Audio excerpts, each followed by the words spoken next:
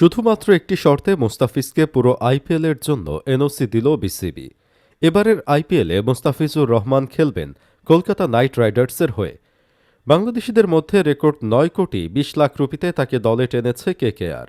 তবে এরপরই উঠে যায় প্রশ্নটা, মোস্তাফিজ কি আইপিএল খেলতে বিসিবির অনাপত্তিপত্র বা এনওসি পাবেন? এই প্রশ্নের জবাব অবশেষে বিসিবি দিয়েছে নিলামের একদিন পরে। পুরো আইপিএলের জন্যই তাকে এনওসি দিয়েছে বিসিবি, তবে সঙ্গে জুড়ে দিয়েছে একটি শর্ত।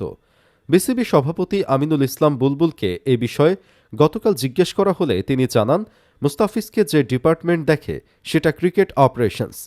আমার থেকে তারা ভালো বলতে পারবে। তারপরও এই ব্যাপারটা আমি আলোচনা করব। আইপিএলের সময় কি কি সিরিজ আছে, কোথায় তাকে বাংলাদেশের জন্য দরকার, কোথায় দরকার নেই, এটা অপারেশনস চিন্তা করবে। ধোঁয়াশা কাটিয়ে আজ বিসিবি জানিয়েছে মুস্তাফিজ এনওসি পাচ্ছেন। বিসিবি পরিচালক নাজমুল আবেদিন ফাহিম আজ সাংবাদিকদের বলেছেন, মুস্তাফিজকে এনওসি দিয়েছি পুরো আইপিএলের জন্য। শুধু নিউজিল্যান্ডের বিপক্ষে ৩ ওয়ানডে যে সময় থাকবে ওই সময় সে দেশে ফিরবে। ওই সিরিজের সময়কাল ৮ দিন।